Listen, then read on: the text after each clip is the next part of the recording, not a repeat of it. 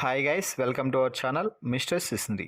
Big Boss Telugu season 9లో ఈ వారం కెప్టెన్సీ పోటీదారుల టాస్క్లో భాగంగా హౌస్ మేట్స్ని 3 టీమ్స్గా డివైడ్ చేసిన సంగతి తెలిసిందే. Pink team, blue team, orange team అంటూ ఒక్కొక్క టీంలో 4 కంటెస్టెంట్స్ని ఉండేలా బిగ్ బాస్ టీమ్స్ అయితే డివైడ్ చేశాడు. సంజన సింగిల్గా ఉండటంతో ఈ వీక్ కెప్టెన్సీ రేస్ నుంచి అవుట్ అయితే అయ్యింది. ఇక కెప్టెన్సీ కంటెండర్షిప్ టాస్క్లో భాగంగా బిగ్ బాస్ మొదటి లెవెల్ టాస్క్ అయితే ఇచ్చాడు. ఆ టాస్క్ ఏమిటి అంటే వెయిట్ బ్యాలెన్సింగ్ టాస్క్.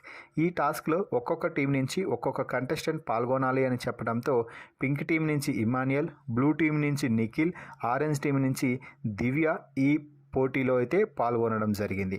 అయితే ఈ పోటీలో ఇక ప్రారంభం కాగానే దివ్య మొదటగా ఈ రౌండ్ నుంచి అవుట్ అయింది అని చెప్పాలి. వెయిట్ని ఎక్కువసేపు బ్యాలెన్స్ చేయలేక దివ్య తన పట్టు కోల్పోయి వెయిట్ని కింద పడేసి టాస్క్ నుంచి అవుట్ అయితే అయ్యింది.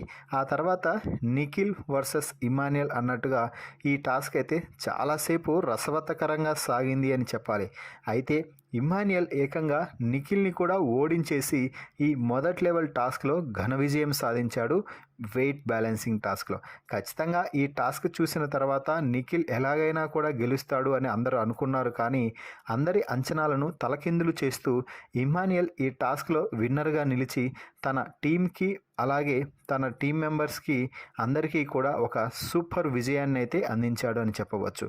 అయితే వీరు గెలవడంతో పింక్ టీంకి బిగ్ బాస్ ఒక బంపర్ ఆఫర్ అయితే ఇవ్వడం జరిగింది.